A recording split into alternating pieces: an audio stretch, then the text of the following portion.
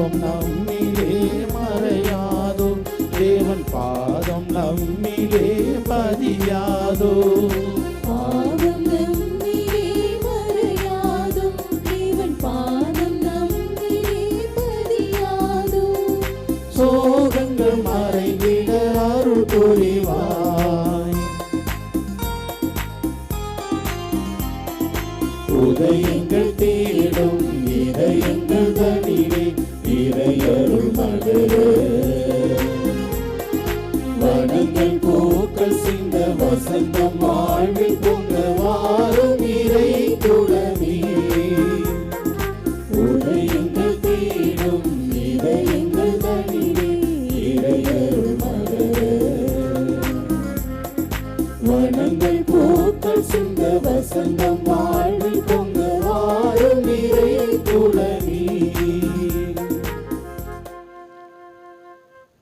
கிறிஸ்து இயேசுவில் அன்புமிக்க அருமையான அன்னையின் பக்தர்களே, மூவர் இறைவனின் பெயராலும் அன்னை வேளாங்கண்ணி தாயின் பெயராலும் இன்று இணைந்து இந்த திருப்பலியிலே பங்கெடுக்கின்ற அனைத்து அருட்தந்தையர்களோடும் திருத்தொண்டரோடும் நானும் இணைந்து எங்களது இனிமையான காலை வணக்கத்தை உங்களுக்கு அன்போடு தெரிவித்துக் கொள்கிறோம்.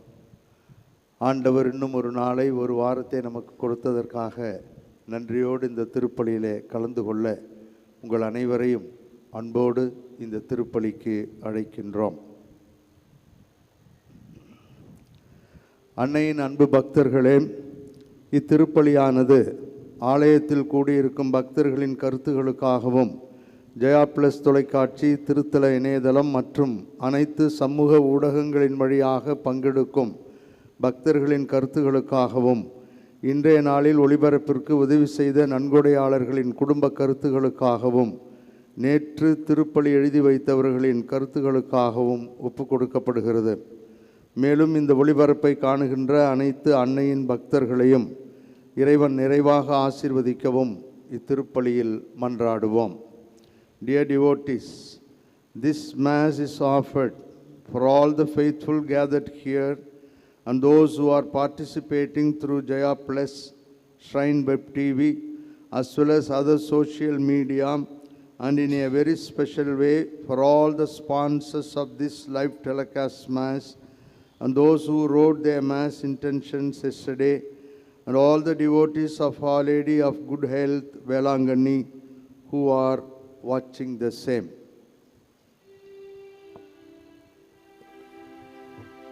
தந்தை மகன் தூயாவியாரின் பெயராலே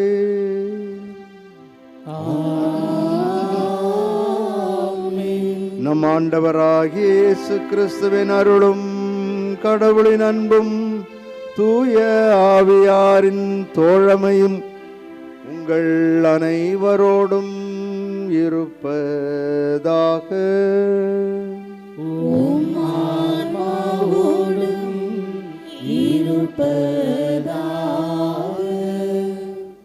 வாழ்வில் எல்லா சூழல்களிலும் மனிதன் புதிதை எதிர்பார்க்கிறான், புதினம் வேண்டும் என்று ஆசைப்படுகிறான். அது எதுவாக இருந்தாலும் சிறிய பொருள் தொடங்கி பெரியவை வரை புதிதாக என்ன இருக்கிறது என்று அலைமோதுகிறான். நம்முடைய வாழ்வும் புதிதானதாக, புது வாழ்வாக அமைய வேண்டும் என்று ஆண்டவர் விரும்புகிறார். புது வாழ்வு வேண்டும் என்பது நமக்கு தெரியும். இருந்தாலும் பழையதே சிறப்பாக இருக்கிறது என்று விடாப்பிடியாக வரட்டு கௌரவங்கள், பிடிவாதங்கள், மன்னிக்க மனமில்லாத சூழ்நிலைகள், மனமில்லாத பல செயல்கள் என்று நாம் பழையவற்றையே விரும்பி தேடி திரிகிறோம். அதற்காக ஆண்டவரிடம் மன்னிப்பு வேண்டி புதியவர்களாக புதிய எண்ணங்களோடு வாழ அருள் வேண்டுவோம்.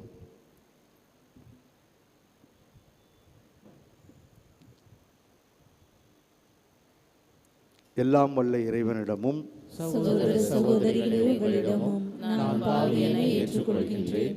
ஏனெனில் சிந்தனையாலும் சொல்லாலும் செயலாலும் கடமையில் தவறியதாலும் பாவங்கள் பல செய்தேன். என் பாவமே, என் பாவமே, என் பெரும் பாவமே.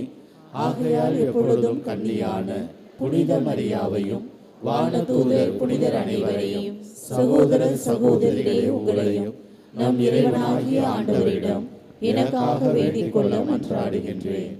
எல்லாம் வல்ல இறைவன் நம் மீது இரக்கம் வைத்து நம் பாவங்களையும் குறைகளையும் பலவீனங்களையும் மன்னித்து நம் அனைவரையும் முடிவில்லாத நிலை வாழ்வுக்கு அழைத்துச் செல்வாராக. ஆமென்.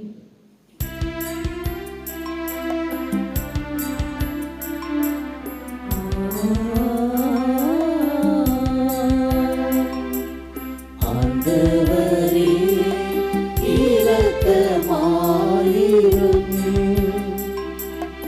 ஆண்டவரே இரக்கமாயிரும். கிறிஸ்துவே இரக்கமாயிரும். கிறிஸ்துவே இரக்கமாயிரும். ஆண்டவரே இரக்கமாயிரும். ஆண்டவரே இரக்கமாயிரும். மன்றாடுவோமாக. இரக்கப் பெருக்கத்திற்கும் முழுமையான நன்மைக்கும் ஊற்றான எங்கள் தாயும் தந்தையுமாகிய இறைவா, பாவிகளின் உண்ணா நோன்புகள், இறை வேண்டல்கள், இரக்கச் செயல்கள் ஆகியவற்றின் வழியாக எங்களுக்கு பாவ மன்னிப்பை வழங்குகின்றீர். எங்களது தாட்சிமிக்க பாவ அறிக்கையை கனிவுடன் கண்ணோக்கி மனச்சான்றினால் நொறுங்குற்ற எங்கள் உள்ளங்களை உமது இரக்கத்தால் என்றும் உயர்த்தி புது வாழ்வு பெற்று மகிழ்வோடும் மனநிறைவோடும் வாழ அருள் புரிவீராக.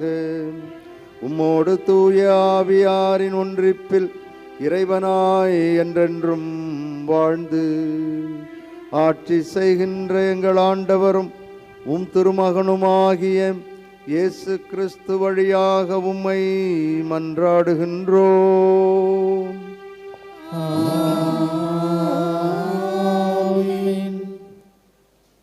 முதல் வாசகம். விடுதலை பயண நூல்களிலிருந்து வாசகம்.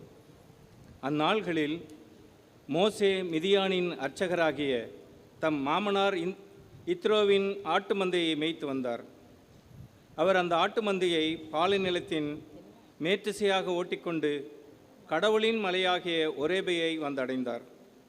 அப்போது ஆண்டவரின் தூதர் ஒரு முட்பொதிரின் நடுவே தீப்பிழம்பில் அவருக்கு தோன்றினார்.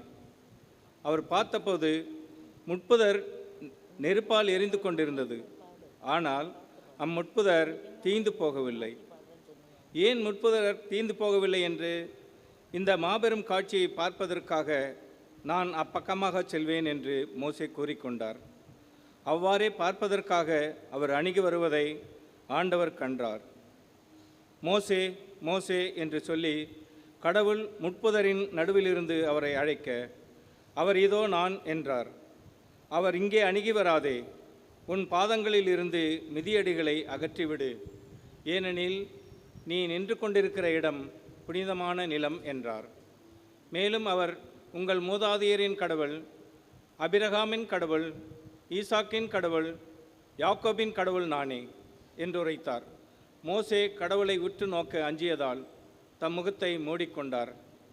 அப்போது ஆண்டவர் கூறியது, எகிப்தில் என் மக்கள் படும் துன்பத்தை என் கண்களால் கண்டேன். அடிமை வேலை வாங்கும் அதிகாரிகளை முன்னிட்டு அவர்கள் எழுப்பும் குரலையும் கேட்டேன். ஆம், அவர்களின் துயரங்களை நான் அறிவேன். எனவே எகிப்தியரின் பிடியிலிருந்து அவர்களை விடுவிக்கவும், அந்நாட்டிலிருந்து பாலும் தேனும் பொழியும் நல்ல பரந்ததோர் நாட்டிற்கு அவர்களை நடத்தி செல்லவும் இறங்கி வந்துள்ளேன். மோசே கடவுளிடம், இதோ இஸ்ரேல் மக்களிடம் சென்று, உங்கள் மூதாதையரின் கடவுள் என்னை உங்களிடம் அனுப்பியுள்ளார் என்று நான் சொல்ல, அவர் பெயர் என்ன என்று அவர்கள் என்னை வினவினால் அவர்களுக்கு என்ன சொல்வேன் என்று கேட்டார். கடவுள் மோசேயை நோக்கி, இருக்கின்றவராகிய இருக்கின்றவர் நானே என்றார். மேலும் அவர், நீ இஸ்ரேலின் மக்களிடம் இருக்கின்றவர் நானே என்பவர் என்னை உங்களிடம் அனுப்பினார் என்று சொல் என்றார். கடவுள் மீண்டும் மோசேயை நோக்கி பின்வருமாறு கூறினார். நீ இஸ்ரேல் மக்களிடம், உங்கள் மூதாதையரின் கடவுளாகிய ஆண்டவர், ஆபிரகாமின் கடவுள், ஈசாக்கின் கடவுள், யாக்கோபின் கடவுள் என்னை உங்களிடம் அனுப்பியுள்ளார் என்று சொல். இதுவே என்றென்றும் என் பெயர், தலைமுறை தலைமுறையாக என் நினைவு சின்னமும் இதுவே. இது ஆண்டவர் வழங்கும் அருள்வாக்கு. இறைவனுக்கு நன்றி. பதிலுரை பாடல் திருப்பாடல் 103 பல்லவி. ஆண்டவர் இரக்கமும் அருளும் கொண்டவர்.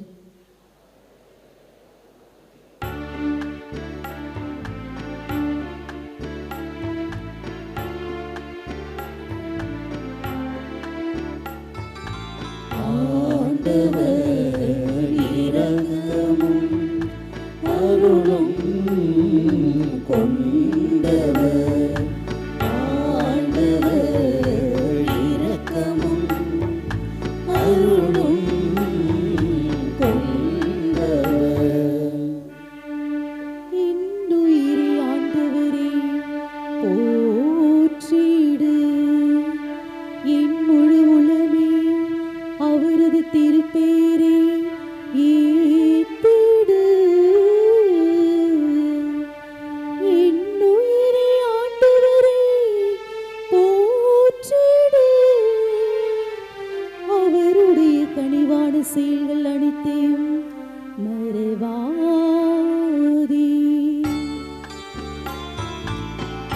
ஆண்டவர் இரக்கமும் அருளும் கொண்டவர். ஆண்டவர் இரக்கமும் அருளும் கொண்டவர். அவர் உன் குற்றங்களை எல்லாம் மன்னிக்கின்றார், உன் நோய்கள் எல்லாம் குணமாக்குகின்றார். அவர் உன் உயிரை படுக்கையினின்று மீட்கின்றார். அவர் உனக்கு பேரன்பையும் இரக்கத்தையும் மணிமுடையாக சூட்டுகின்றார். ஆண்டவர் இரக்கமும் அருளும் கொண்டவர். ஆண்டவர் இரக்கமும் அருளும் கொண்டவர்.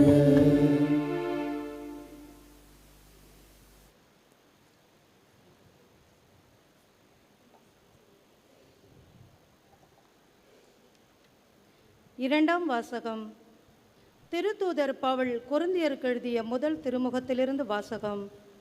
சகோதரர் சகோதரிகளே, நீங்கள் ஒன்றை அறிந்திருக்க வேண்டும் என விரும்புகிறேன்.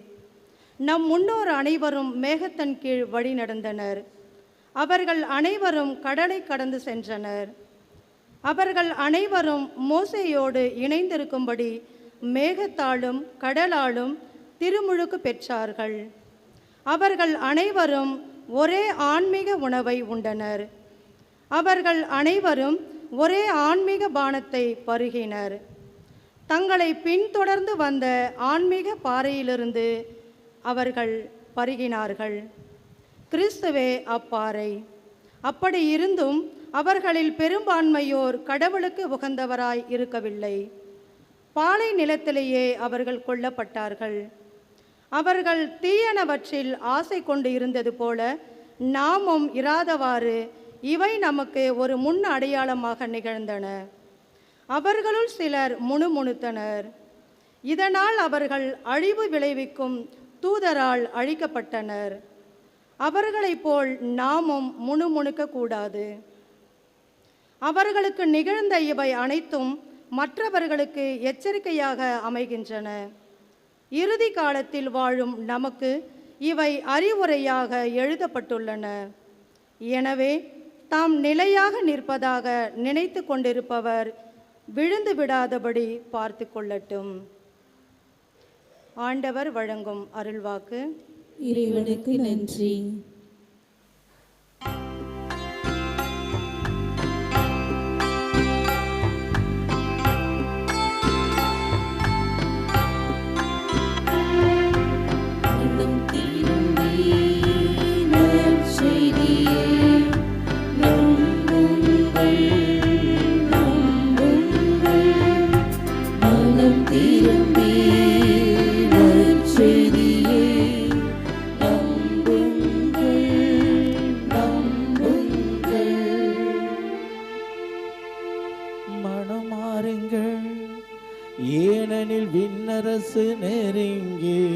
வந்துவிட்டது என்கிறார் ஆண்டவர். மனம் திரும்பி நற்செய்தியை நம்புங்கள், நம்புங்கள். மனம் திரும்பி நற்செய்தியை நம்புங்கள், நம்புங்கள். ஆண்டவர் உங்களோடு இருப்பாராக. உம் ஆன்மாவோடும் இருப்பாராக. லூக்கா எழுதிய தூய நற்செய்தியிலிருந்து வாசகம்.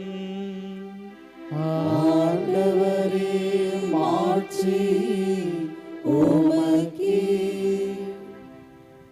அக்காலத்தில் சிலர் இயேசுவிடம் வந்து பலி செலுத்திக் கொண்டிருந்த கலிலேயரை பிலாத்து கொன்றான் என்ற செய்தியை அறிவித்தனர். அவர் அவர்களிடம் மறுமொழியாக, இக்கலிலேயருக்கு இவ்வாறு நிகழ்ந்ததால் இவர்கள் மற்ற கலிலேயர்களை விட பாவிகள் என நினைக்கின்றீர்களா? அப்படியல்ல என நான் உங்களுக்கு சொல்கின்றேன். மனம் மாறிவிட்டால் நீங்கள் அனைவரும் அவ்வாறு அழிய மாட்டீர்கள். சிலோவிலே கோபுரம் விழுந்து 18 பேரை கொன்றதே அவர்கள் எருசலேமில் குடியிருந்த மற்றவர்களை விட குற்றவாளிகள் என நினைக்கின்றீர்களா? அப்படியல்ல என உங்களுக்கு சொல்கின்றேன். மரம் மாறாவிட்டால் நீங்கள் அனைவரும் அப்படியே அழிவீர்கள் என்றார். மேலும் இயேசு இந்த உவமையை கூறினார். ஒருவர் தன் திராட்சை தோட்டத்தில் அத்திமரம் ஒன்றை நட்டு வைத்தார். அவர் வந்து அதில் கனியை தேடும் பொழுது எதுவும் காணவில்லை. எனவே அவர் தோட்டத் தொழிலாளரிடம், பாரும், 3 ஆண்டுகளாக இந்த அத்தி மரத்தில் கனியை தேடி வருகின்றேன், எதுவும் காணவில்லை. ஆகவே இதை வெட்டிவிடும், இடத்தை ஏன் அடைத்திருக்க வேண்டும் என்றார். தொழிலாளர் மறுமொழியாக, ஐயா, இந்த ஆண்டு இதை விட்டு வையும். நான் இதை சுற்றி கொத்தி எருவு போடுவேன். அடுத்த ஆண்டு கனி கொடுத்தால் சரி, இல்லையெனில் இதை வெட்டி விடலாம் என்று அவரிடம் கூறினார். ஆண்டவரின் அருள்வாக்கு. கிறிஸ்துவே உமக்கு புகழ்.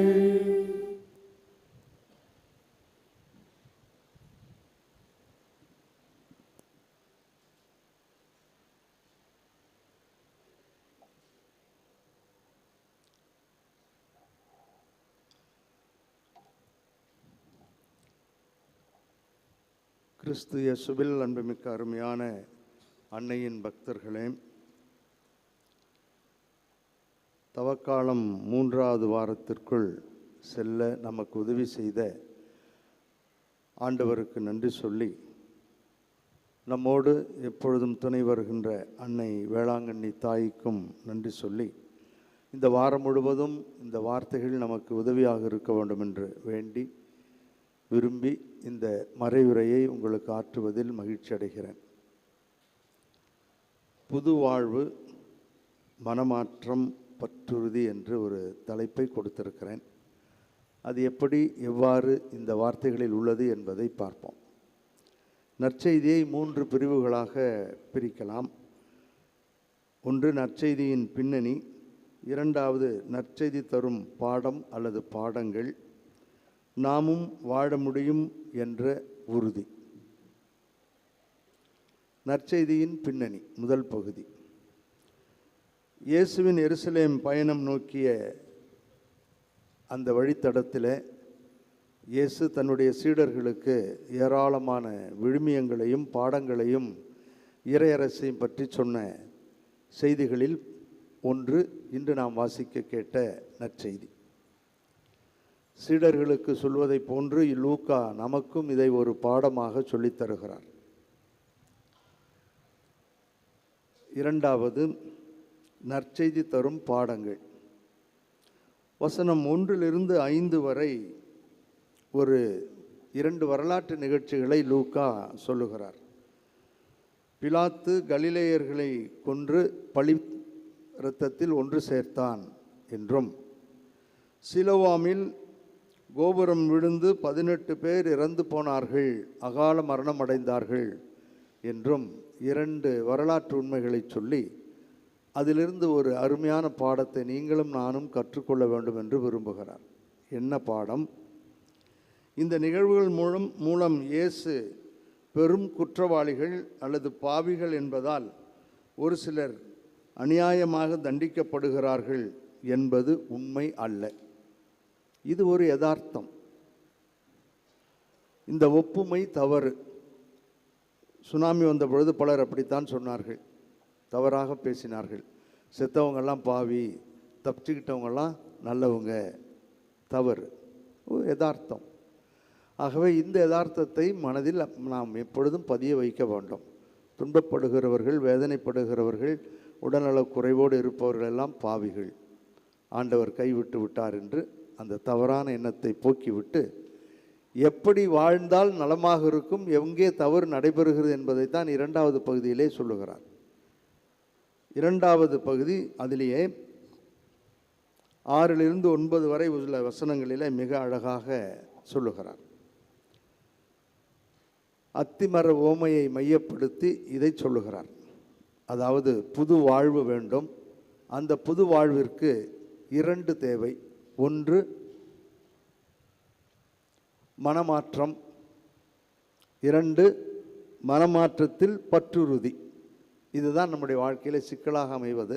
அதைத்தான் உங்களுக்கு விளக்கம் செய்ய ஆசைப்படுகிறேன். அத்திமர ஓமையிலே அந்த தோட்டக்காரன் இவ்வாறு பேசுவதாக நாம் பார்க்கிறோம். அது இயேசுவாக கூட உருவகப்படுத்தலாம், தன் தந்தையிடம் பேசுவதாக கூட நாம் எடுத்துக்கொள்ளலாம். ஐயா, இந்த ஆண்டும் இதை விட்டுவிடும். நான் இதை சுற்றிலும் கொத்தி எரு போடுவேன்.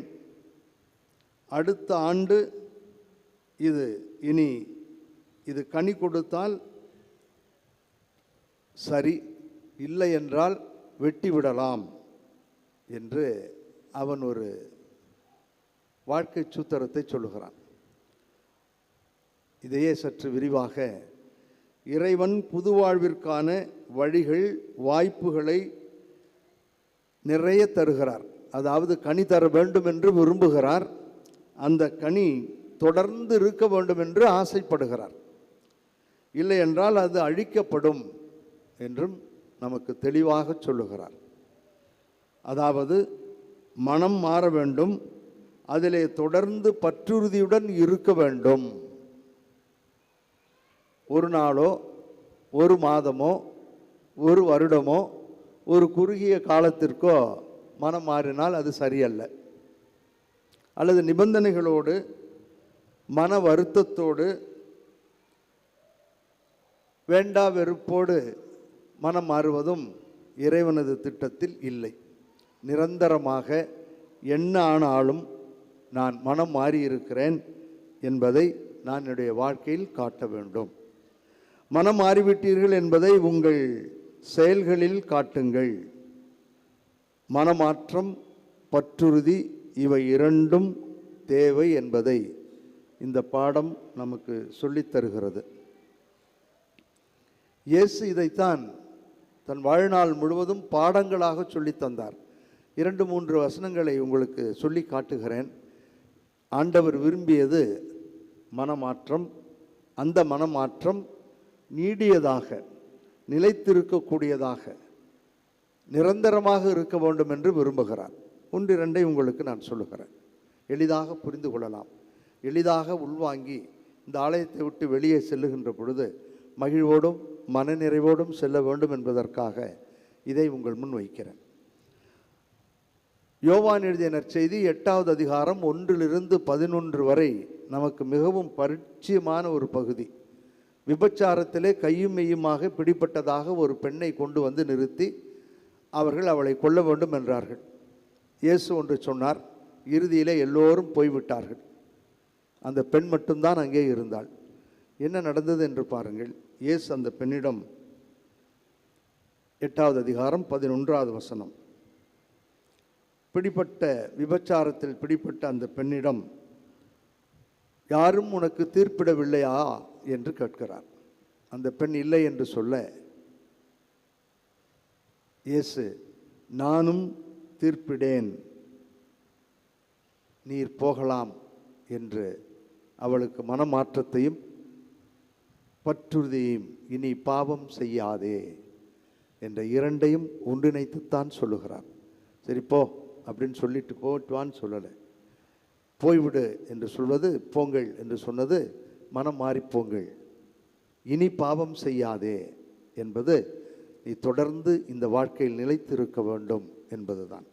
அதே போன்றுதான் லூக்கா எழுதிய நற்செய்தி 15வது அதிகாரம் 32வது வசனத்திலே ஊதாரி மைந்தனுடைய அந்த ஓமையின் கடைசி பகுதியிலே ஒரு அருமையான வாக்கியத்தை பார்க்கிறோம்.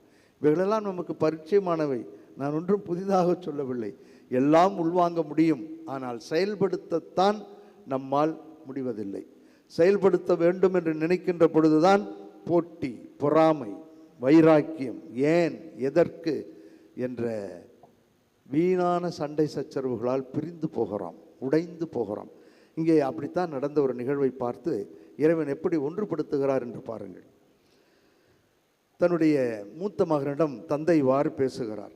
இப்போது நாம் மகிழ்ந்து கொண்டாடி இன்புற வேண்டும், ஏனெனில் உன் தம்பி இவன் இறந்து போயிருந்தான், மீண்டும் உயிர் பெற்றுள்ளான். மனமாற்றம், அவன் மாறிவிட்டான், புதியவனாக வந்திருக்கிறான் என்று சொல்லி அடுத்து என்ன சொல்லுகிறார் பாருங்கள். காணாமல் போயிருந்தான், மீண்டும் கிடைத்துள்ளான். ஆகவே இனி அவன் பற்றுறுதியோடு வாழ்வான். இனி அவன் என் சொத்தை பிரித்து கொடு என்று கேட்க மாட்டான். உன்னையும் என்னையும் மதிக்காமல் இவன் எனக்கு தேவையானது சொத்துத்தான், பணம்தான் என்று ஓடிவிட மாட்டான். காணாமல் போயிருந்தவன் கண்டுபிடிக்கப்பட்டிருக்கிறான், இனி அவன் பற்றுறுதியோடு வாழ்வான் என்று நீங்கள் நம்ப வேண்டும், நான் நம்ப வேண்டும். இதுதான் வாழ்க்கை, இது கனி தரும் என்று அந்த தோட்டக்காரர் நம்பினார். உங்களையும் என்னையும் ஆண்டவர் அதற்குத்தான் படைத்து நம்மிடம் அதைத்தான் எதிர்பார்க்கிறார். நாம் எல்லோரும் அழுது கொண்டிருக்க வேண்டும், வேதனையில் இருக்க வேண்டும், துன்பத்தில் வாட வேண்டும் என்பது ஆண்டவரது விருப்பம் அல்ல. மனம் மாறி அந்த மனமாற்றத்திலே பற்றுறுதியோடு தொடர்ந்து விடாப்பிடியாக வாழ கற்றுக்கொள்ள வேண்டும். நிபந்தனைகளின்றி மனம் மாறி நிபந்தனையின்றி அந்த பற்றுறுதியோடு வாழ வேண்டும். அதற்கான ஆற்றலை நான் தருகிறேன், எதிர்பார்க்கிறேன், உங்களை நம்புகிறேன், ஐ ட்ரஸ்ட் யூ என்று ஒவ்வொரு நாளும் நம்மையும் நம் குடும்பத்தையும் பார்த்து, அது இல்லறமாக இருக்கட்டும், துறவரமாக இருக்கட்டும், தனியறமாக இருக்கட்டும், எந்த அறமாக இருந்தாலும் அந்த அறத்திலே அவர் அதைத்தான் சொல்லுகிறார். நீங்கள் மனம் மாறி பற்றுறுதியோடு மாறியதற்கான வாழ்க்கையை நடத்துங்கள். I am with you, I trust you என்று அருமையாக ஆண்டவர் நமக்கு இந்த பாடத்தை சொல்லித் தருகிறார். மூன்றாவதாக லூக்கா எழுதிய நற்செய்தி 22வது அதிகாரம் 60-61 மிகவும் பரிச்சயமான ஒன்று, புதிதானதை நான் உங்களுக்கு சொல்லவில்லை. கேட்டு கேட்டு ஒரு சில நேரங்களிலே நமக்கு சலித்து போன ஒன்றைத்தான் உங்களுக்கு சொல்லுகிறேன். சலித்து போக வேண்டும் என்பதற்கல்ல, சலித்து அதில் என்ன கருத்து இருக்கிறது என்பதை கண்டுபிடிக்க வேண்டும் என்பதற்காக சொல்லுகிறேன். பேதுரு மறுதலித்த நிகழ்வு. சேவல் கூவிற்று, ஆண்டவர் திரும்பி பேதுருவை கூர்ந்து நோக்கினார். பேசலை, அவரை கூர்ந்து நோக்கினார். ஈட்டியை போல பாய்ந்தது அவரது பார்வை. நான் உன்னை நம்பினேன், உன்னிடம் நிறைய எதிர்பார்த்தேன், எனக்காக நீ எல்லாம் செய்வாய் என்று உன் மீது நான் என் அசைக்க முடியாத பாறை என்று சொன்னேன். ஆனால் சரிந்து விட்டாயே, உன்னை நம்பினேன் என்ற அந்த வார்த்தைகள் ஈட்டியை போல கூர்ந்து நோக்கினார் தான் அந்த வார்த்தை. ஈட்டியை போல அவர் நெஞ்சிலே சொருகியது, மனம் மாறினார். பேதுரு வெளியே சென்று மனம் நொந்து அழுதார். பற்றுறுதி, இனி ஒரு காலம் நான் என் ஆண்டவனை காட்டிக் கொடுக்கவே மாட்டேன். அவரிடம் அந்த பற்றுறுதியை நாம் திருத்தூதர் பணிகளிலே பார்க்கிறோம். என்ன நடந்தாலும் சரி, சங்கத்தின் முன் அடிபட்டாலும், அவமானப்பட்டாலும், உதைத்தாலும், வெறுத்தாலும், நான் என் ஆண்டவருக்காக கண்டதையும் கேட்டதையும் தொட்டு உணர்ந்ததையும் அறிவிக்காமல் பற்றுறுதியோடு எங்களால் வாழ முடியாது. ஆண்டவர் எங்களை நம்புகிறார், ஆண்டவர் எங்களை நம்பினார், நம்பிக்கைக்கு உரியவர்களாக வாழாமல் வாழ்ந்து விட்டோம். ஆனால் இப்பொழுது மனம் மாறிவிட்டோம். ஆகவே நாங்கள் அந்த பற்றுறுதியில் தளராமல் இருப்போம். வாழ்ந்து காட்டுவோம் என்று வாழ்ந்தார்கள். இதைத்தான் ஆண்டவர் தன் வாழ்நாள் முழுவதும் பாடமாக உங்களுக்கும் நமக்கும் ஒவ்வொரு நற்செய்தியாளர் வழியாக சொல்லிக்கொண்டே இருக்கிறார். அது குணப்படுத்துவதாக இருந்தாலும் சரி, வேறு எதுவாக இருந்தாலும், இனி பாவம் செய்யாதே, மனம் மாறி பற்றுறுதியோடு வாழ கற்றுக்கொள்ளுங்கள். Because I trust you, I love you. உன்னை நான் நம்புகிறேன், உன்னை நான் அன்பு செய்கிறேன். ஆகவே நான் உன்னோடு தொடர்ந்து இருக்க ஆசைப்படுகிறேன். இதை நம்முடைய குடும்பத்தில் சொல்லி பார்க்க முடியுமா? சற்று யோசித்து பாருங்கள். நான் என்னுடைய மனைவியிடம், நான் இல்லை பொதுவாக சொல்கிறேன், என்னுடைய மனைவியிடம் I love you, I trust you, இந்த துன்பத்தில், இந்த வேதனையில், இந்த குழப்பத்தில் உன்னோடு நான் இருக்கிறேன் என்று நம்மால் சொல்ல முடிகிறதா? எவ்வளவு ஆணவம், எவ்வளவு அழுத்தம், எவ்வளவு ஆணாதிக்கம், எவ்வளவு வெறுப்புணர்ச்சி துறவரத்திலும் உண்டு. நான் இல்லை என்று சொல்லவில்லை. இதே நான் சொன்னவைகள் துறவரத்திலும் உண்டு, தனியறத்திலும் கூட உண்டு. ஆக இல்லறம் துறவரம் எந்த அறமாக இருந்தாலும் ஆண்டவர் சொல்வது இதுதான், மனம் மாறுங்கள், மாறிய பின் பற்றுறுதியோடு தொடர்ந்து அதை நிலைத்து நில்லுங்கள். ஏனென்றால் ஆண்டவர் உங்களை அப்படி படைத்திருக்கிறார், உங்களை அப்படி விரும்புகிறார் என்று தெளிவாக சொல்லுகிறார். ஆகவே நம்மால் வாழ முடியும், வாழ வேண்டும்.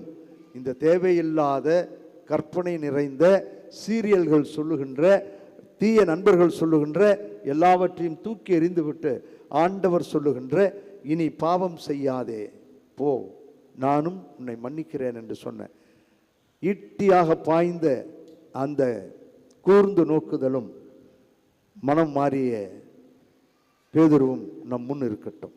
வாழ முடியுமா? முடியும். ஒரு உண்மை நிகழ்வு உங்களுக்கு சொல்லுகிறேன். ஒரு 6-7 மாதங்களுக்கு முன்பாக இங்கு நடந்தவைகளைத்தான் உங்களுக்கு சொல்லுகிறேன். பெரியவர்கள் இருவர்கள் மணி ஒன்று கோயிலுக்கு காணிக்கையாக கொடுக்கணும்னாங்க. சரி கொடுங்க அப்படின்னு 30,000 ரூபாய்க்கு மணி வாங்கி இங்கே வைக்கணும்னாங்க. அப்படி ஒரு 30,000 ரூபாய்க்கு வாங்கி வைக்க வேண்டிய அவசியம் வேளாங்கண்ணியில் இல்லை, வாங்கக்கூடாதுன்னு இல்லை. நான் அப்போ கேட்டேன், எதுனா புதுசாக இருக்கே, ஒரு சின்ன மணி கொடுப்பாங்க காணிக்கையா, ஏன்னு கேட்டேன். அப்போ அவங்க சொன்னாங்க, எங்களுக்கு ஒரே பெண், அருமையான ஒரு குடும்பத்தில் புரோக்கர் சொன்னார்னு கட்டி கொடுத்தோம். ஒரு வகையில் அவர்கள் எங்களுக்கு ஒரு விதமான உறவுக்காரர்கள் தான், நம்பி திருமணம் செய்தோம். திருமணம் நடந்தது, சிறப்பாக இருந்தது. அந்த பையன் ஸ்பெயினில் வேலை செய்கிறான். ஆகவே இருந்தார்கள் சந்தோஷமாக. அந்த பையன் 3-4 மாதம் அங்கே இருந்தான். இவர்கள் இருவரும் குடும்பம் நடத்தினார்கள், சந்தோஷமாக இருந்தார்கள். மீண்டும் அவன் ஸ்பெயினுக்கு போயிட்டு நான் அவனை கூப்பிட்றேன் அப்படின்ட்டு போயிட்டான். இந்த பொண்ணு படித்த பொண்ணு தான். போனவர் தான், சத்தத்தையே காணோம். 1 வருஷம் ஆச்சு, 2 வருஷம் ஆச்சு, 3 வருஷம் ஆச்சு. அவங்க வீட்டில் போய் கேட்டால் அதெல்லாம் எங்களுக்கு தெரியாது, அவன் என்ன பண்ணுறானே எங்களுக்கு தெரியாது, எங்களுக்கே ஒன்றும் பெருசாக பண்ணுறதில்லை, போகிறதுக்கு தட்டி கழித்து கொண்டே இருந்தார்கள். இவர்கள் மன உளைச்சல், பெரியவர்கள், சற்று வயதானவர்கள், ஒரே பெண். ஆகவே இங்கே யாரோ சொல்லியிருக்காங்க, மணி வாங்கி கொடுத்தா குடும்பம் சரியாயிரும், சேர்ந்துரும் அப்படின்னு சொல்லி. இருக்கலாம், நான் அதெல்லாம் குருட்டு பக்தி என்று சொல்லவில்லை. ஏதோ ஒரு நம்பிக்கை, ஏதோ ஒரு சுழற்சியில் வருகிறார்கள். வந்தார்கள், கேட்டார்கள், சொன்னார்கள். நான் சொன்னேன், மணி வாங்கிறதில்ல, வேணால் மணி தேவைப்படுகின்ற ஆலயத்திற்கு நான் தரேன், சொல்கிறேன், நீங்கள் அங்கே கொடுங்கன்னாங்க. சரி, நாங்கள் திருச்சியில் ஒரு ஆலயத்திற்கு அப்பொழுதுதான் கேட்டார்கள். தஞ்சையில் யாருக்கும் கேட்கவில்லை. ஆக திருச்சியில் கேட்ட இடத்திற்கு அவர்களுக்கு உதவி செய்ய சொன்னேன், செய்தார்கள். நான் அவங்கள்ட்ட போகிறதுக்கு முன்னாடி சொன்னேன், நீங்கள் இதில் இருக்கான்னு சொல்கிறீங்க, அந்த பையன் எனக்கு ஸ்பெயினில் தெரிஞ்ச என்னோட படித்த என்னுடைய மாணவர்கள் இருக்கிறார்கள் 2 பேர், அவர்களிடம் இந்த அட்ரஸை கொடுத்து கேட்டு பார்க்குறேன் அப்படின்னு சொல்லி கேட்டேன். அதே மாதிரி கேட்டோம். அந்த ஃபோன் எடுத்தோடனே பேசினவர் இந்த குடும்பத்தை பற்றி பேசணுன்னா வச்சுட்டார் ஃபோனை. அப்புறம் இவர் திருப்பி அந்த ஃபாதர் இன்னும் 2-3 தடவை ட்ரை பண்ணி பார்த்துருக்கார், ஃபோனை எடுக்கவே இல்லை. என்கிட்ட ஃபோன் பண்ணி சொன்னார், ஃபாதர் இருக்கிறார், ஆள் எல்லாம் பேசுகிறாரு, குடும்பத்தை பற்றி பேசுகின்ற பொழுது ஃபோனை நிறுத்திடுறாருன்னு.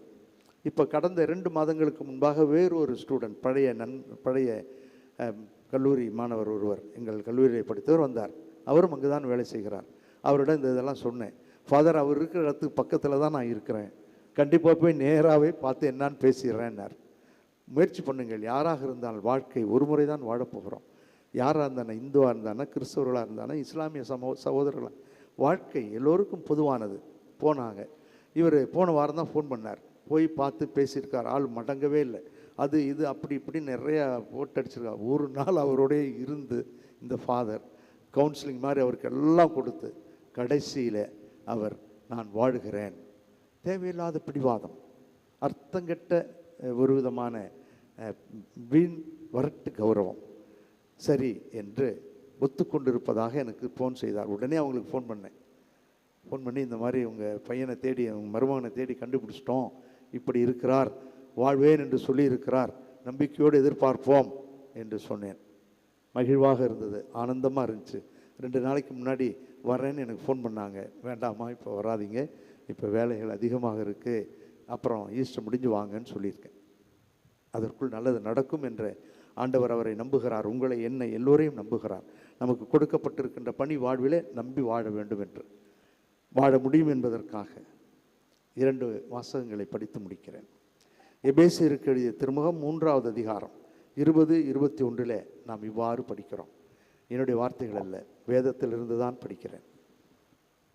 எபேசியர் 3:20-21 நம்முள் வல்லமையோடு செயல்படுபவரும் நாம் வேண்டுவதற்கும் நினைப்பதற்கும் மிகவும் மேலாகவே அனைத்தையும் செய்ய வல்லவருமான கடவுளுக்கே, அது யாரு? நம்முடைய இறைவன் இயேசு கிறிஸ்து, உயிர்த்த ஆண்டவர், நாம் நினைப்பதற்கு மேலாக அதிகம் செய்யக்கூடியவர், நம் குடும்பங்களை வாழ வைக்கக்கூடியவர், என்னுடைய துறவரத்திற்கு மகிழ்ச்சியை தரக்கூடியவர், தனியறத்தில் வாழக்கூடியவர்களை வாழ வைப்பவர்.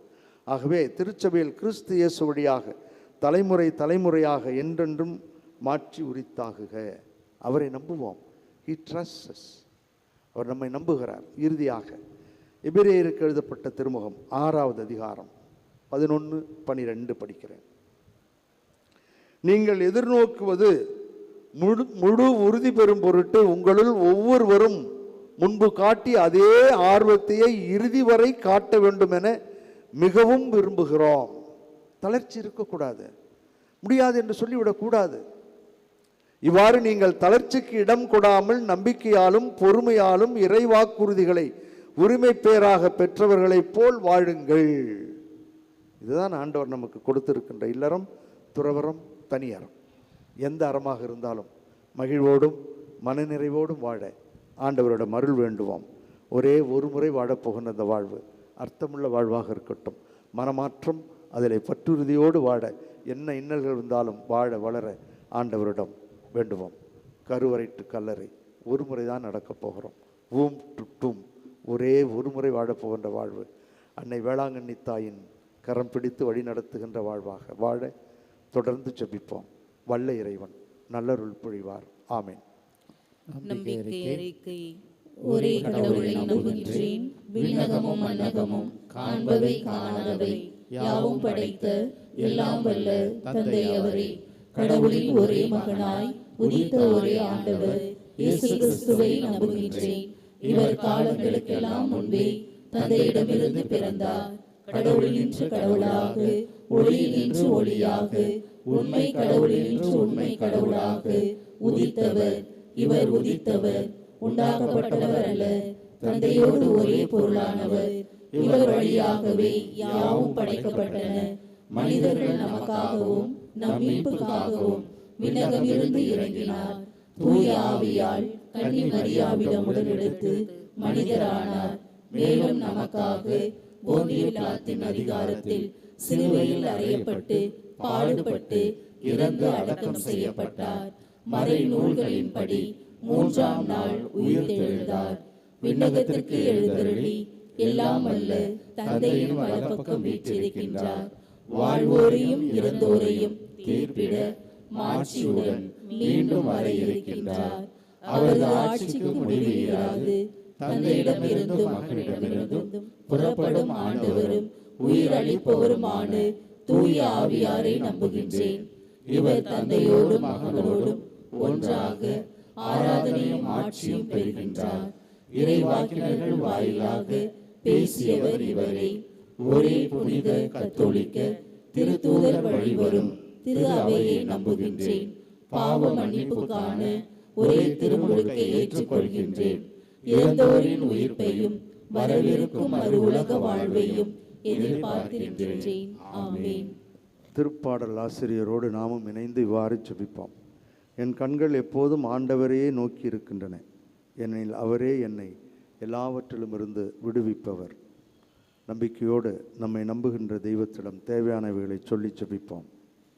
எரியும் முட்புதரிலிருந்து இருக்கின்றவராக இருக்கின்றவர் நானே என்று உம்மை வெளிப்படுத்திய இறைவா, எம் திருத்தந்தை பிரான்சிஸ் அவர்களின் உடல் நலனில் ஏற்பட்டு வரும் முன்னேற்றத்துக்காக உமக்கு நன்றி செலுத்துகிற வேளையில் அவர்களுக்கு பூரண உடல் நலம் தரவும், இறை மக்களை உள்ளடக்கிய திரு அவை முழுவதுமே நல்லாயனின் பின்னே அணிவகுக்கும் ஆடுகள் போல எதிர்நோக்கின் திருப்பயணம் மேற்கொள்ள வேண்டுமென்று இறைவா உம்மை மன்றாடுகிறோம்.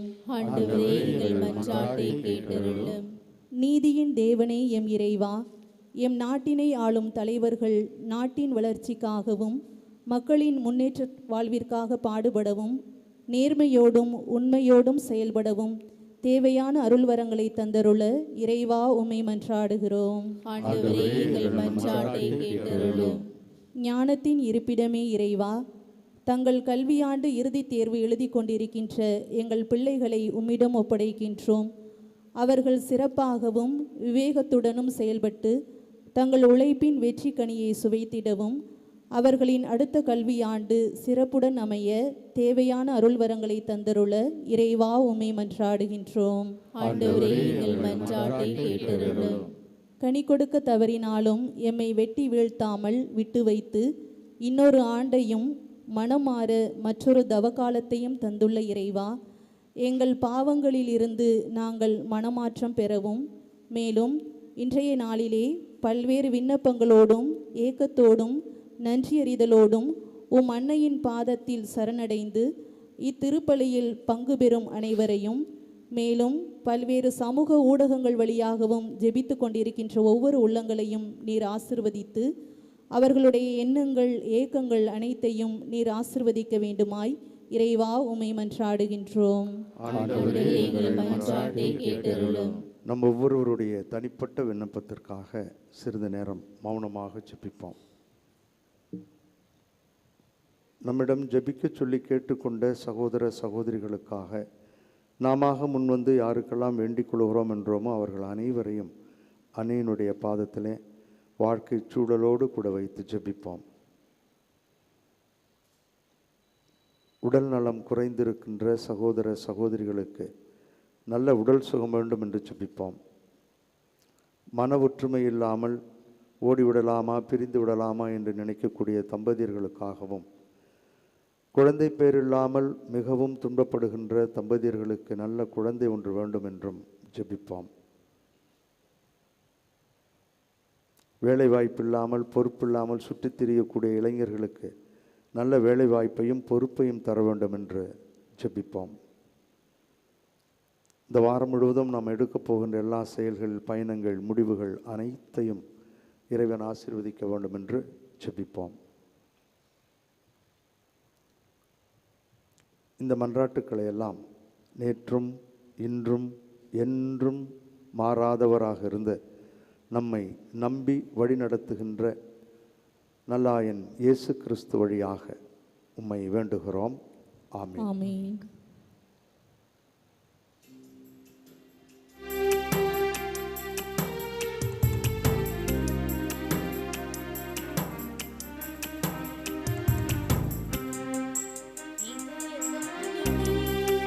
இரவாத காணிக்கை இறை மனித உறவின் சின்னமாய் அன்பின் காணிக்கை இதை ஏற்றிடுவாய், உனதாயினை மாற்றிடுவாய். இறையே இதை ஏற்றிடுவாய், உனதாயினை மாற்றிடுவாய். இதய காணிக்கை இரவாத காணிக்கை இறை மனித உறவின் சின்னமாய் அன்பின் காணிக்கை கூடிடவே வான்மழை அருவியாகுமே, உன்னருளுக்கு சான்றாகுமே. மேகங்கள் கூடிடவே வான்மழை அருவியாகுமே, உன்னருளுக்கு சான்றாகுமே. சகோதரிகளே, சகோதரர்களே, மகிழ்வோடும் மனநிறைவோடும் நாம் ஒப்புக் கொடுக்கும் இத்திருப்பலி எல்லாம் வல்ல தந்தையாகிய இறைவனுக்கு ஏற்றதாகும்படி சேர்ந்து ஜெபிப்போம்.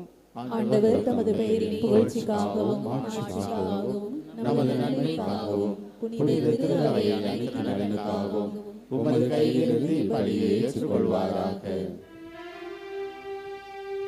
அருள் பொழியும் வள்ளலாகிய எங்கள் தாயும் தந்தையுமாகிய இறைவாம், இப்பலியினால் மன நிறைவு அடைந்துள்ள எங்களுக்கு அருள் புரிவீராக.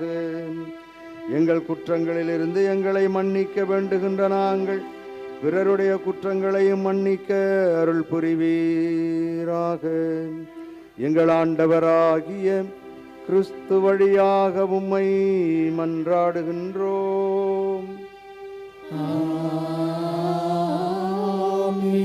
ஆண்டவர் உங்களோடு இருப்பாராக.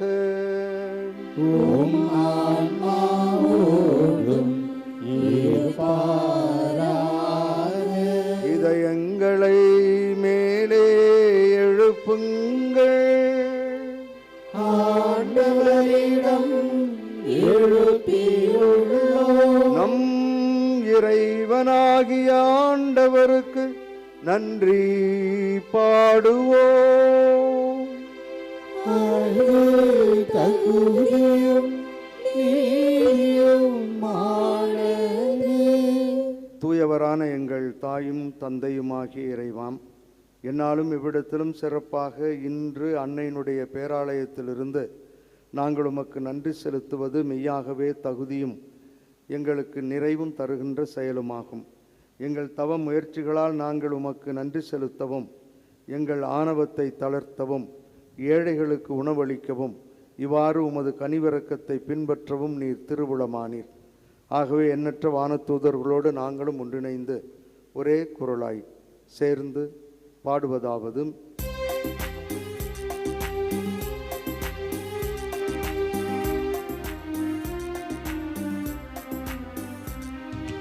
தூயவர் தூயவர் தூயவர் வான்படைகளின் கடவுளாம் ஆண்டவர்.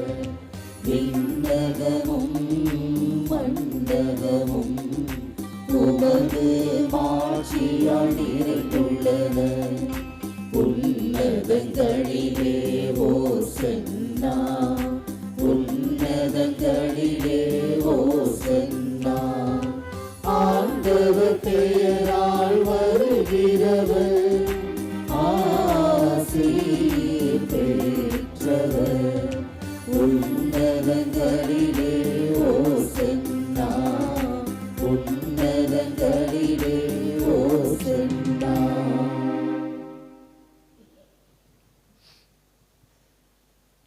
ஆண்டவரே, நீர் மெய்யாகவே தூயவர், தூய்மை அனைத்திற்கும் ஊற்று. ஆகவே உம்முடைய ஆவியை பொழிந்து இக்காணிக்கைகளை தூய்மைப்படுத்த உம்மை வேண்டுகிறோம். இவ்வாறு எங்கள் ஆண்டவர் இயேசு கிறிஸ்துவின் உடலும் இரத்தமுமாக எங்களுக்கு இவை மாறுவனவாக. அவர் பாடுபட உளம் கனிந்து தம்மை கையளித்த போது அப்பத்தை எடுத்து நன்றி செலுத்தி அதை பிட்டு தம் சீடர்களுக்கு அளித்து கூறியதாவது: அனைவரும் இதிலிருந்து பெற்று உண்ணுங்கள், ஏனெனில் இது உங்களுக்காக கையளிக்கப்படும் என் உடல்.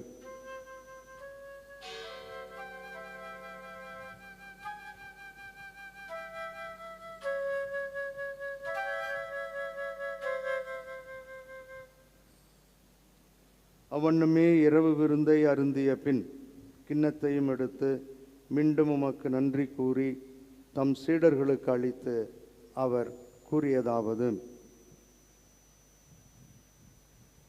அனைவரும் இதிலிருந்து பெற்று பருகுங்கள், ஏனெனில் இது புதிய நிலையான உடன்படிக்கைக்கு உரிய என் இரத்தத்தின் கிண்ணம். இது பாவ மன்னிப்புக்கு என்று உங்களுக்காகவும் பலருக்காகவும் சிந்தப்படும். இதை என் நினைவாகச் செய்யுங்கள்.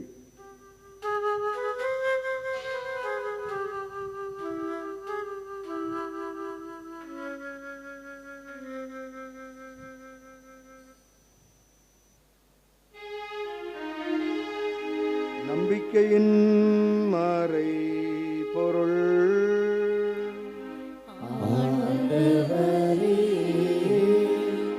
நீர் வருமளவும் உமது இரத்தினை அறிக்கையிடுகின்றோம். உமது உயிர்ப்பினையும் எடுத்துரைக்கின்றோம்.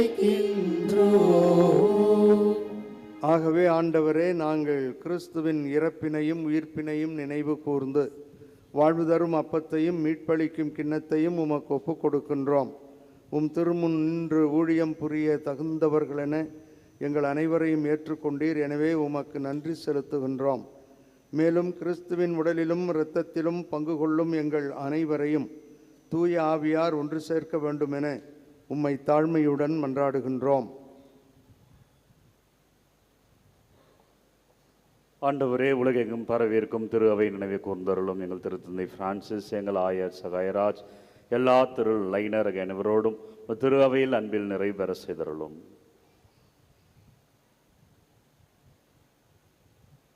மேலும் உயிர்த்தெழும் எதிர்நோக்குடன் துயில் கொள்ளும் எங்கள் பெற்றோர் சகோதர சகோதரிகளையும் இறந்தோர் அனைவரையும் இரக்கத்துடன் நினைவு கூர்ந்து உமது திருமுக ஒளியினுள் ஏற்றருளும். இங்கே கூடி ஜெபிக்கின்ற எங்கள் அனைவர் மீதும் எங்களுடைய விண்ணப்பங்களின் மீதும் இரக்கமாயிரும். கடவுளின் கன்னித்தாயான புனித மரியா, அவருடைய கணவரான புனித யோசேப்பு, புனித திருத்தூதர்கள், இவ்வுலகில் உமக்கு உகந்தவராய் இருந்தோர் ஆகிய புனிதர் அனைவருடனும் நாங்கள் நிலைவாழ்வில் பங்கு கொள்ளும் தகுதி பெற்று உம் திருமகனும் என்றும் எங்கும் எப்பொழுதும் எங்களின் கரம் பற்றி வழி நடத்துகிறவருமாகிய நல்லாயன் இயேசு கிறிஸ்து வழியாக உம்மை புகழ்ந்தேத்தும் வரமருள உம்மை மன்றாடுகின்றோம்.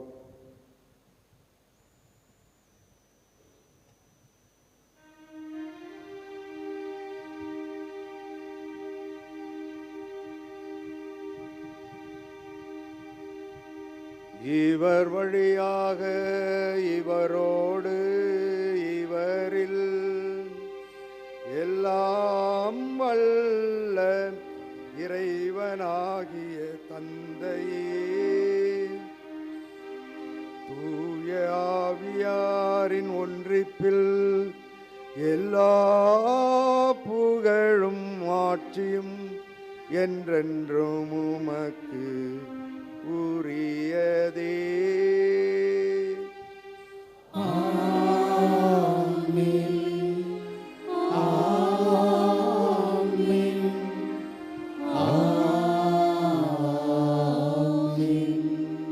இறைமகன் இயேசு கற்பித்தவாறு அவரது அன்பு அரசு வர வேண்டும் என்று அவரே கற்றுக் கொடுத்த ஜெபத்தின் வழியாக சேர்ந்து ஜெபிப்போம். விண்ணுலகில் இருக்கின்ற எங்கள் தந்தையே, உமது பெயர் தூயது என போற்றப் பெறுக.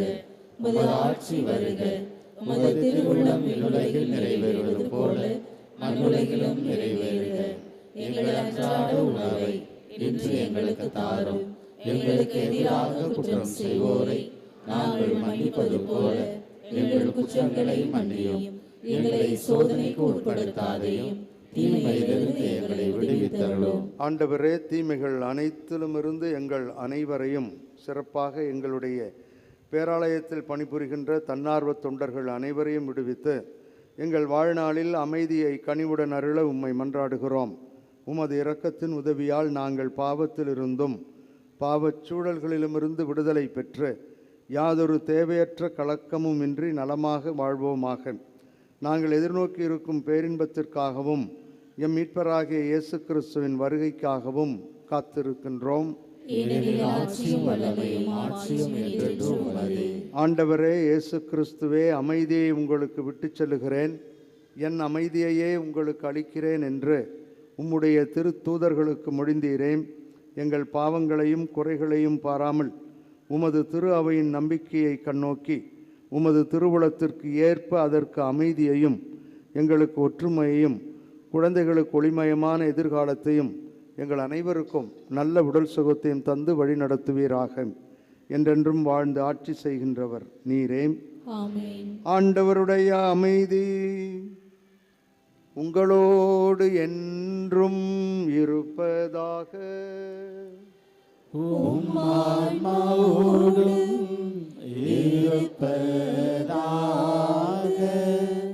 ஒருவருக்கொருவர் அமைதியை பகிர்ந்து கொள்வோம். உலகின் பாவங்களை போக்கும் இறைவனின் செம்மறியே, எங்கள் மேல் இரக்கமாயிரும். உலகின் பாவங்களை போக்கும் இறைவனின் செம்மறியே, எங்கள் மேல் இரக்கமாயிரும். உலகின் பாவங்களை போக்கும் இறைவனின் செம்மறியே, எங்களுக்கு அமைதியை அளித்தருளும். இதோ இறைவனின் செம்மறி, இவரே உலகின் பாவங்களை போக்குகின்றவர். இவர் தரும் விருந்துக்கு அழைக்கப்பட்டிருக்கின்ற நாம் அனைவரும் பேறு பெற்றோர். நான் தகுதியற்றவள், ஆனால் ஒரு வார்த்தை மட்டும் சொல்லியருளும், எனது ஆன்மா நலமடையும்.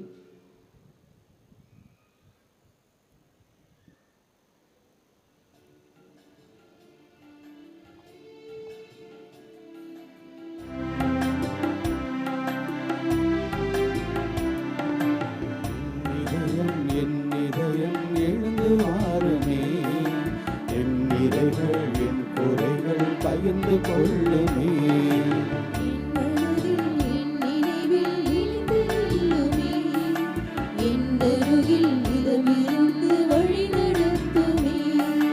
சோதனையின் போது சொந்தமாகவா, வேதனையின் போது தாங்கிக் கொள்ளவா, பாவம் செய்யும் போது தடுத்து நிறுத்தவா, பயந்து ஒழியும் போது பாதுகாக்கவா.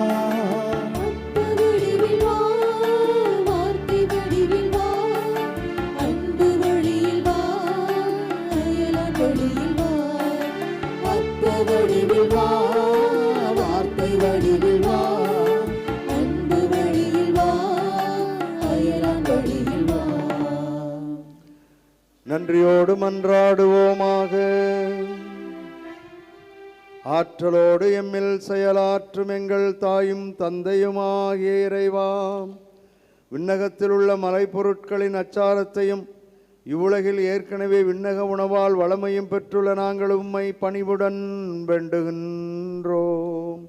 அதனால் மறைபொருளாக எங்கள் திகழ்வது செயலளவிலும் நிறைவு பெற அருள் புரிவீராக. எங்கள் ஆண்டவராகிய கிறிஸ்து வழியாக உம்மை மன்றாடுகின்றோம்.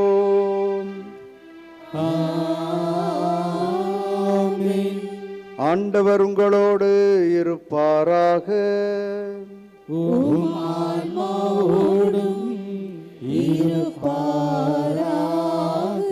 புனித ஆரோக்கிய அணியின் ஆசீர் பெற மன்றாடுவோம். ஆற்றலும் அன்புமிக்க இயேசுவை கையிலேந்தி காலமெல்லாம் கடலோரம் காத்திருக்கும் புனித ஆரோக்கிய அன்னையே, இப்பேராலயத்தில் கூடியிருக்கும் பக்தர்கள் மற்றும் இணையதளம் சமூக ஊடகங்கள் வழியாக பங்கேற்கும் அனைவரையும் ஆசீர்வதியும். இவர்களின் மனம் சோர்ந்து போகும்போது பால்கார பாலகனின் பால் குடத்தை பொங்கச் செய்தது போல இவர்களின் மனங்களையும் மகிழ்ச்சியால் பொங்க வையும். இவர்கள் தோல்வியால் துவண்டு போகும்போது நடக்க இயலாத சிறுவனை நடக்க வைத்ததைப் போல இவர்களையும் எழுந்து நடக்க வையும். இவர்கள் துன்பக்கடலில் தத்தளித்து தடுமாறும்போது போர்ச்சுகீசிய மாலுமிகளை கரை சேர்த்ததைப் போல இவர்களையும் கரை சேர்த்தருளும். வரம் பெற்றுத்தரும் புனித ஆரோக்கிய அன்னையின் ஆசீர் உங்களோடு என்றும் தங்குவதாக. May Jesus touch you and heal you through the loving hands of his dear mother, Our Lady of Good Health, Velankanni. எல்லாம் வல்ல இறைவன் தந்தை மகன் தூயாவியார் நம்மீது தங்கி புது வாழ்வு தந்து ஆசீர்வதிப்பாராக.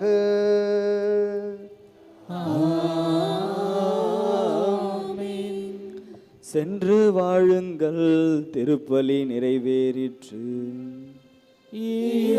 இறைவனுக்கு